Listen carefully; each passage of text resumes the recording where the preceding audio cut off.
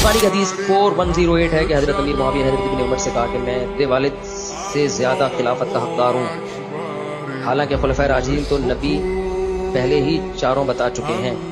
पूरी मुझे देख के अरबी तो मैं इसको देखूंगा कि हजरत मुआविया रजी अल्लाह तआला अन्हु के क्या अल्फाज थे। हजरत मुआविया खुलफाए राशिदीन को अपने से बेहतर समझते थे, ये तो कन्फर्म है। कहीं भी हजरत मुआविया से खुलफाए राशिदीन की तौहीन मनकूल नहीं है। सरकार रुको जरा, सब्र करो, आपको बताते हैं। सही बुखारी 4108। बुखारी में ना निकले जो चोर की सजा वो मेरी, बल्कि जो मुर्तद की सजा वो मेरी सजा। लेकिन अगर निकल आए तो इन मौलवियों के गिरबान पकड़े कि ये हक बात आपको क्यों नहीं बताते। बुखारी 4108। तो तहकीम के मसले के बाद जब हजरत अमीर मुआविया रज़ी अल्लाह तआला अन्हु मदीना शरीफ आए तो वहां उन्होंने एक तकरीर की, खुतबा दिया। वहां हजरत अमीर मुआविया रज़ी अल्लाह तआला अन्हु ने खुतबा पढ़ा। उसके बाद उन्होंने कहा, हजरत अब्दुल्ला बिन उमर की तरफ इशारा करते हुए, कि जिसे खिलाफत की ख्वाहिश है इस अमर में, वो अपना सर उठाए, मैं उसके बाप से भी ज्यादा खिलाफत का हकदार हूं। अब्दुल्ला बिन उमर का बाप कौन है? हजरत उमर, मौला उमर। मौला उमर से खिलाफत का ज्यादा मैं हकदार हूं। लोग कहते हैं जी वो जी किसासे उस्मान था, ये था वो था, ये पता चल गया क्या था। फतह मक्का पर माफी मांगने वाले लोग कहते हैं कि हम उमर से ज्यादा खिलाफत के हकदार हैं।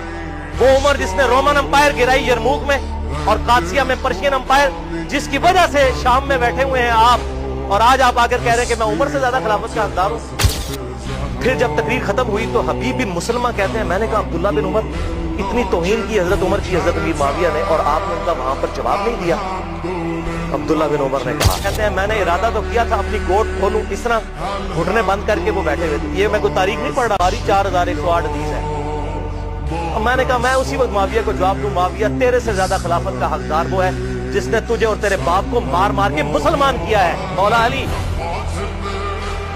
वो मुसलमान था और तू और तेरा बाप अबू सुफियान रज़ी अल्लाह अन्हु अजमईन वो काफिर थे उस वक्त, और वो तुमसे किताल करता था। आज फतेह मक्का पे माफियां मांग के तुम लोग कह रहे हो कि मेरे बाप से ज्यादा खिलाफत के हकदार हो। फिर अब्दुल्ला बिन उमर कहते हैं, मैं फितने और खून रेजी के डर से खामोश हो गया। हुसैन रोजाना नहीं मामा जमनिया। फिर मुझे जन्नत की नेमतें याद आ गई, मैंने फिर जन्नत पे ही कफायत कर। हदीस यहाँ से स्टार्ट होती है कि हजरत हफ्सा कहती हैं कि अब्दुल्ला हजरत मुआविया आए हैं, मदीने में खुतबा दे रहे हैं, तुम्हारी गैर मौजूदगी को कहीं कोई उससे गलत रिजल्ट ना निकाल लिया जाए, ज़ाहिर है कोई साजिश तो ना कर रहा हो, तो तुम जाके उस खुतबे में बैठो।